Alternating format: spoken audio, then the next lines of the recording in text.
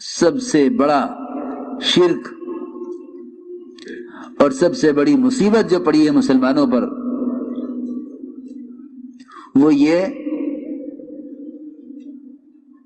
کہ اللہ کو نہ جاننے والوں کی طرح کائنات کی شکلوں کو اصل سمجھ کر انہی کو اپنے اللہ کے درمیان ذریعہ سمجھ لیا جائے اور انہی کائنات کی شکلوں کو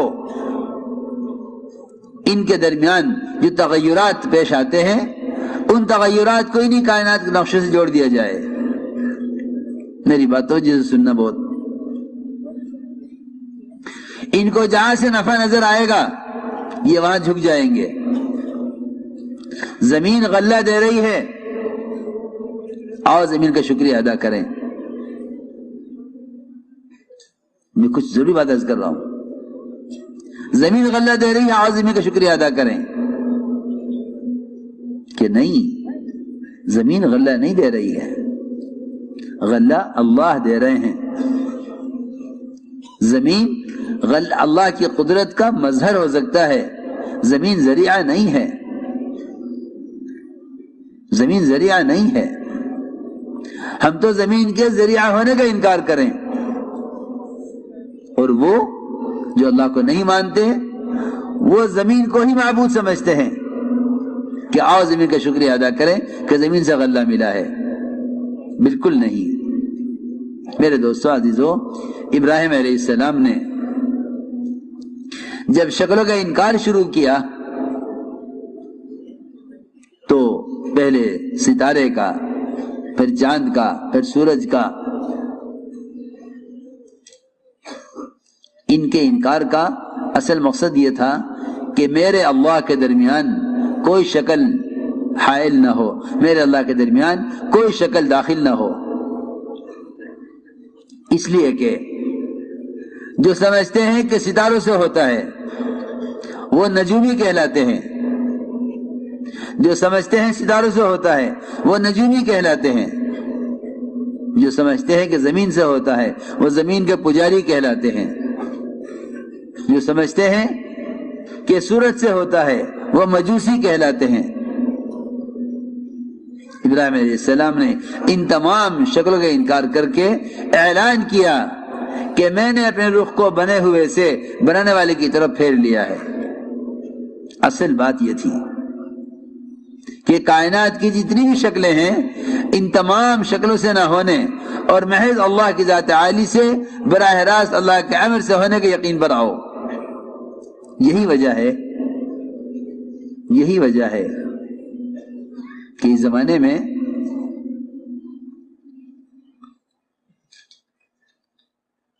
ماہر موسمیات کہیں گے بارش نہیں ہوگی تو یہ کہیں گے بارش نہیں ہوگی، ماہر موسمیات کہیں گے بارش ہوگی تو یہ کہیں گے بارش ہوگی۔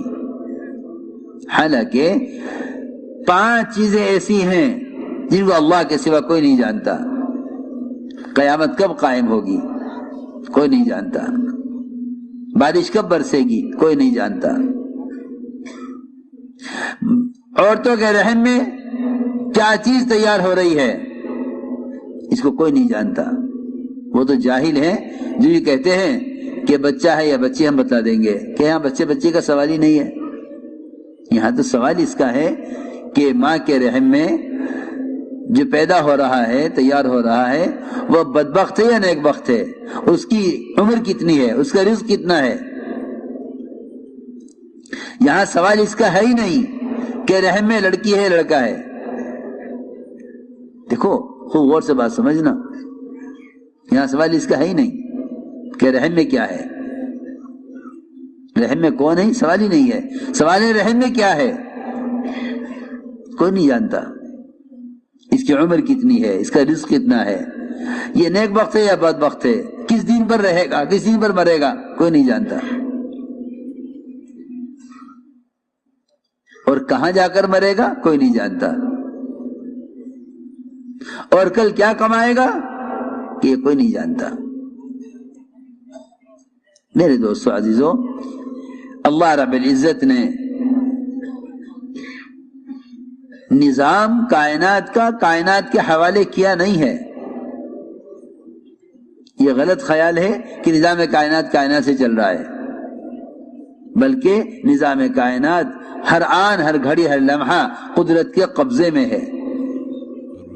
اللہ جو چاہیں گے نظام کائنات میں وہ کریں گے۔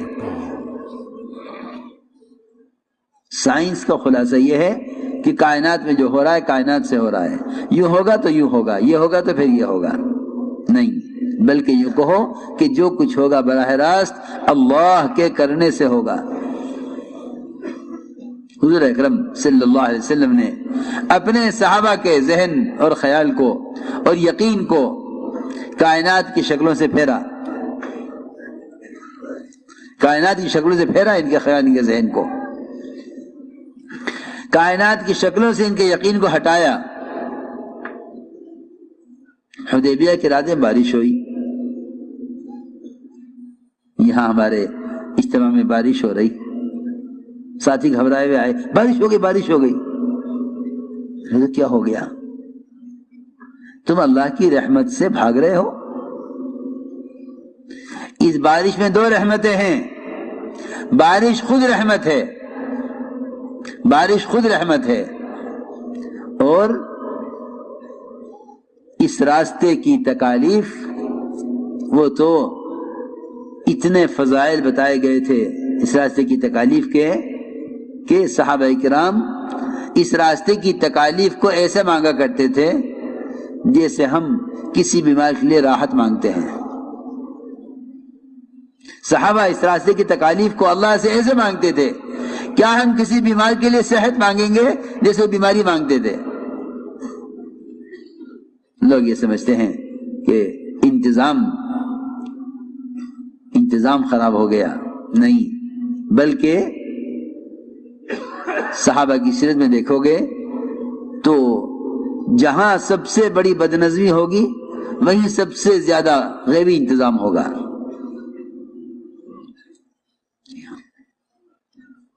میں نے تو یہ غور کیا کہ اللہ رب العزت دیکھنا چاہتے ہیں اس مجمع کو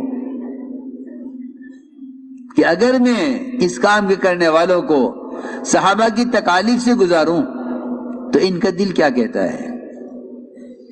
یہ شکر کرتے ہیں، شکایت کرتے ہیں؟ اگر میں ان کو صحابہ کی تکالیف سے گزاروں تو یہ شکر کرتے ہیں یا شکر کرتے ہیں، یہ شکایت کرتے ہیں؟ میرے نزدیک تو اس سے بڑی رحمت کوئی نہیں کہ اس بارش کے ذریعے اللہ رب العزت اس مجاہدے پر اللہ رب العزت قبول فرما لیں اور ہم سے اللہ تعالی صحابہ کی طرح کام لے لیں۔ تو میں نے عرض کیا کہ بارش ہوئی حدیبیہ کی رات میں، آپ نے فرمایا صحابہ سے کہ جو یہ کہے گا بارش فلاں ستارے کی وجہ سے ہوئی، وہ اللہ کا انکار کرنے والا اور ستاروں پر ایمان رکھنے والا ہے۔ جو کہے گا بارش اللہ کے حکم سے ہوئی، وہ اللہ پر ایمان رکھنے والا اور ستاروں کا انکار کرنے والا ہے۔ اس لیے دوستو، نظام کائنات کا کائنات سے کوئی تعلق نہیں، بلکہ نظام کائنات کا تعلق براہ راست خالق کائنات سے ہے۔ ایمان بالغیب اس طرح سکھلایا گیا کہ ایمان بالغیب اس طرح سکھلایا گیا کہ تم تمام ظاہری شکل کا انکار کرو قدرت کے مقابلے میں، کہ ایمان اس طرح سکھلایا گیا۔ اس لیے فرمایا کہ ایمان بالغیب اصل ہے، ایمان بالغیب اصل ہے۔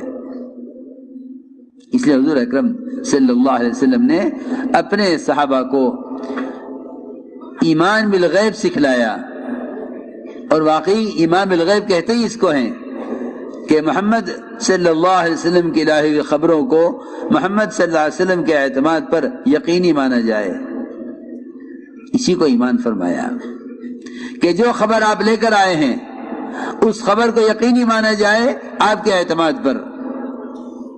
قرآن نے ایمان اس کو کہا ہے۔ اس لیے حضور اکرم صلی اللہ علیہ وسلم نے امت کو وہ خبریں دی ہیں جس سے ایمان والوں کے ایمان کا امتحان ہوتا تھا، اور ان کے ایمان میں اضافہ ہوتا تھا.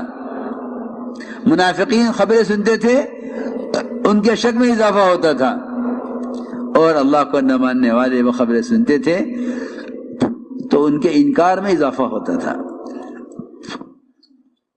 ان کے انکار میں اضافہ ہوتا تھا. عجیب بات ہے. حضور اکرم صلی اللہ علیہ وسلم نے ایک خبر دی، اس لیے کہ نبی کی لائی ہوئی خبریں ظاہر کے بالکل خلاف ہوں گی. نبی کی لائی ہوئی خبریں ظاہر کے بالکل خلاف ہوں گی. آپ نے خبر دی کہ آپ کا سفر معراج ہوا.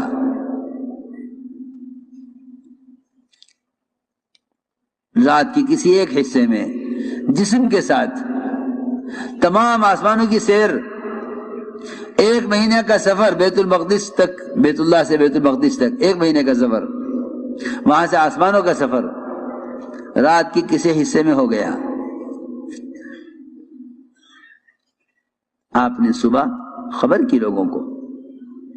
ابو جہل کو پتہ چلا، سب سے بڑا کذاب، آپ کو جھٹلانے والا، اس کو ہی بتلایا. یہ نہیں کہ تو مانیں گے نہیں، یقین نہیں کریں گے، ان کو نہ بتلاؤ، ان کو بتلایا. ابو بکر صدیق رضی اللہ عنہ کے بعد لوگ دوڑے ہوئے گئے کہ دیکھو تمہارے ساتھی کیا کہہ رہے ہیں. یہ کیا کہہ رہے ہیں کہ رات بیت المقدس کا سفر، یہاں سے 1 مہینے کا، اور وہاں سے آسمانوں کا سفر. میں جو عرض کر رہا ہوں یہ سمجھانے کے لیے کہہ رہا ہوں کہ جتنے بھی احکام شریعت ہیں اور جتنی بھی خبریں غیب کی ہیں، ان تمام خبروں کو محمد صلی اللہ علیہ وسلم کے اعتماد پر اور آپ کی لائی ہوئی خبر کو آپ کے اعتماد پر یقینی مانا جائے.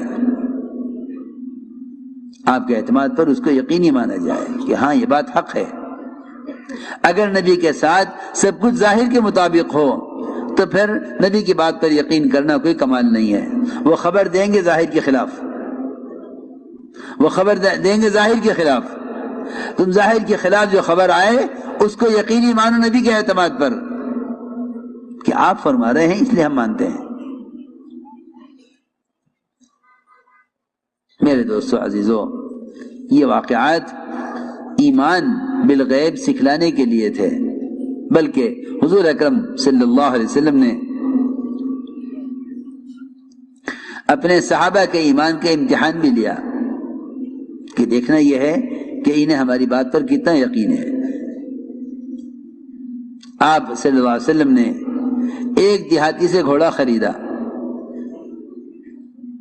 فرمایا گھوڑا کتنے کا ہے؟ اس نے کہا کہ اتنے کا ہے. معاملہ ہو گیا. آپ گھوڑے کی قیمت دینے کے لیے آگے بڑھے. گھوڑے والا گھوڑا لے کر پیچھے تھا، آپ آگے بڑھ گئے اس لیے کہ آپ جلدی قیمت دینا چاہتے تھے. لوگ ملے گھوڑے والے سے، گھوڑا بیچو گے؟ اس نے قیمت بڑھا کر یہ نہ کہا کہ یہ گھوڑا بک چکا ہے. اسے قیمت زیادہ ملنے لگی. اس نے پوچھا آواز دے کر کہ اے محمد صلی اللہ علیہ وسلم، آپ گھوڑا خریدیں گے ان کو بیچ دوں؟ آپ نے فرمایا یہ گھوڑا تو میں تم سے لے چکا ہوں، تو میں خرید چکا. اس نے کہا نہیں، میں نے آپ کو نہیں بیچا. قسم بھی کھا لی اس نے. روایت میں ہے واللہ ما بعتکہ، خدا کی قسم میں نے آپ کو نہیں بیچا. فرمایا میں تو لے چکا ہوں تم سے، معاملہ ہو چکا، میں تمہیں قیمت دے رہا ہوں. اس نے کہا اچھا گواہ لائیے، اور گواہ کوئی نہیں تھا. کون گواہی دے؟ اس نے شرط ایسی لگائی کہ گواہ کوئی تھا نہیں، زیادہ گواہی کوئی دے گا نہیں. اس نے کہا گواہ لائیے. آپ نے فرمایا کہ گواہ تو کوئی نہیں تھا. اس نے کہا گواہ لائیے. اتنے میں حضرت خزیم بن ثابت رضی اللہ تعالی عنہ وہاں سے گزر رہے تھے. انہوں نے دیکھا کہ دیہاتی آپ سے گواہ مانگ رہا ہے. انہوں نے آگے بڑھ کر گواہی دی کہ میں گواہی دیتا ہوں کہ آپ نے گھوڑا اسے خرید لیا تھا. آپ نے فرمایا صحابی سے تم نے گواہی کیسے دی؟ تم نے گواہی کیسے دی ہے؟ اس سوال کا مقصد گواہی کا انکار کروانا نہیں تھا. اس سوال کا مقصد گواہی کا انکار کرانا نہیں تھا. اس سوال کا مقصد صحابی کے ایمان کا امتحان لینا تھا. دیکھو بہت ضروری بات ہے. اس سوال کا مقصد صحابی کے ایمان کا امتحان لینا تھا. خدا نہ کرے انکار کر دے تو کفر ہے کہ مجھے تو نہیں معلوم کہ آپ سچ کہہ رہے ہیں غلط کہہ رہے ہیں، میں تو تھا نہیں موقع پر. اور اگر اپنے سننے دیکھنے سے زیادہ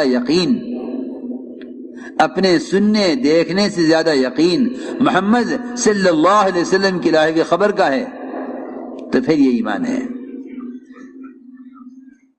جواب دیا میں کیوں نہ تصدیق کروں، میں کیوں نہ گواہی دوں.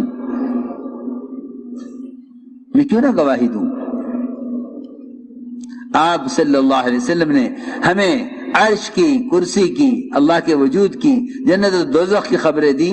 ہم نے اس سب کو یقینی مانا ہے. آپ کے کہنے پر ہم نے کچھ نہیں دیکھا، ہم کہیں آپ کے ساتھ نہیں تھے. جو ذات اتنی بڑی بڑی چیزوں کے بارے میں جھوٹ نہیں کہہ سکتی وہ ایک گھوڑے کے بارے میں کیوں جھوٹ بولے گی؟ آپ نے فرمایا کہ آج سے خزیمہ اتنے سچے ہیں کہ آج سے خزیمہ کی تنہا کی گواہی 2 کے برابر مانی جاوے. ہر کام میں 2 گواہ چاہیے، لیکن خزیمہ اگر گواہی دے تو خزیمہ کی گواہی 2 کے برابر مانی جاوے. میرے دوستو عزیزو، ایمان بالغیب اس طرح سکھلایا گیا ہے. اور ایمان بالغیب کے تذکرے اب مسجدوں سے ختم ہو گئے. اب تذکرے مشاہدات کے، تجربات کے، دنیا کی چیزوں کے تذکرے ہیں، غیب کے تذکرے نہیں ہیں. اس لیے فرمایا کہ مسجدوں میں ایمان کے حلقے قائم کرو اور یہاں کے ماحول میں لا کر ایمان بالغیب سکھلاؤ.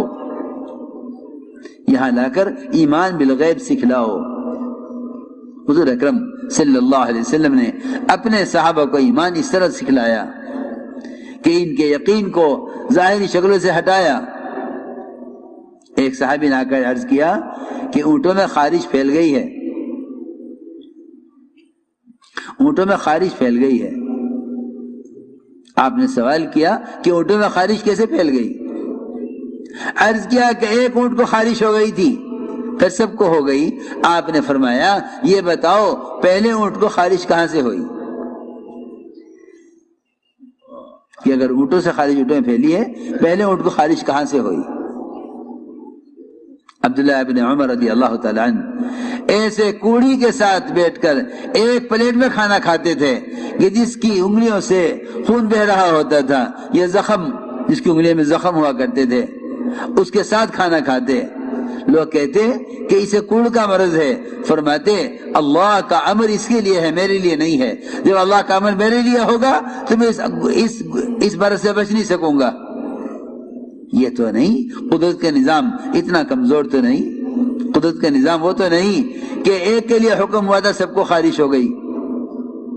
نہیں میرے دوستو بزرگوں، کوئی پتا حرکت کرتا نہیں جب تک اللہ کا امر نہ ہو. مولانا صاحب فرماتے تھے سارے انبیاء علیہ السلام جمع ہو کر اگر ایک شخص کو ہدایت پر لانا چاہیں تو اللہ کی مشیت کے بغیر نہیں لا سکتے.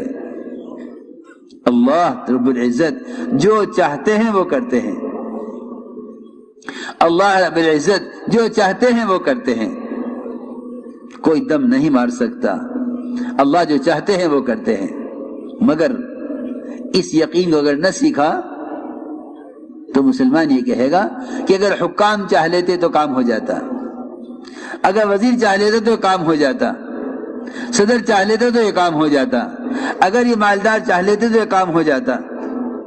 اللہ نے فرمایا وما تشاءون الا ان یشاء اللہ، جتنے انبیاء، اولیاء، صلحاء، وزراء، ساری دنیا کے عمراء، خدا کی قسم سب بھی ایک وقت میں جمع ہو جائیں، سب بھی ایک وقت میں جمع ہو جائیں اور ایک پتے کو حرکت دینا چاہیں، اللہ کی قسم اللہ کی مشیت کے بغیر نہیں دے سکتے۔ تو یقینی بات ہے اللہ کو بولا جانا امت نے اجتماعی طور پر چھوڑ دیا ہے۔ کیا چھوٹے چھوٹے اسباب آج کل کے حکام لیے بیٹھے ہیں، مسلمان دیکھ دیکھ کر یہ کہتا ہے کاش یہ اسباب ہمارے پاس ہوتے تو ہم غالب آ جاتے، یہ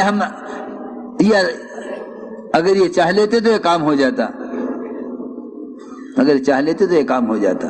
نہیں، دیکھو خود و غور سے اللہ رب العزت نے اسباب کو دو چیزوں سے بھرا ہے، دنیا کو اللہ نے دو قسم کے اسباب سے بھرا ہے، ایک اسباب زینت، ایک اسباب معاش۔ اسباب زینت، اسباب معاش، ان دو سے بھرا ہے دنیا کو، اور دونوں میں مسلمان کا امتحان ہے۔ اسباب مومن کے اطمینان کے لیے نہیں ہیں، مومن کے اطمینان کے لیے احکام ہیں۔ الا بذکر اللہ تطمئن القلوب، اللہ کی یاد میں اس کو یاد رکھو، اس کے احکام میں اس کو یاد رکھو، اس کی عبادت میں اس کو یاد رکھو،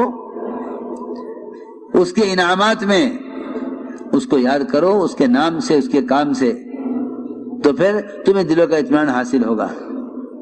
اسباب امتحان کے لیے ہیں، احکام اطمینان کے لیے ہیں، اسباب امتحان کے لیے ہیں اور اعمال اطمینان کے لیے ہیں۔ مومن حکم پورا کر کے مطمئن ہے، مجھے کوئی پرواہ نہیں تجارت میں کیا ہوگا کیا نہیں ہوگا، میں نے تجارت میں حکم پورا کر دیا، میں کامیاب ہوں۔ مولانا ایسا فرماتے تھے حاجت کا پورا ہونا کامیابی نہیں ہے، حکم کا پورا ہونا کامیابی ہے۔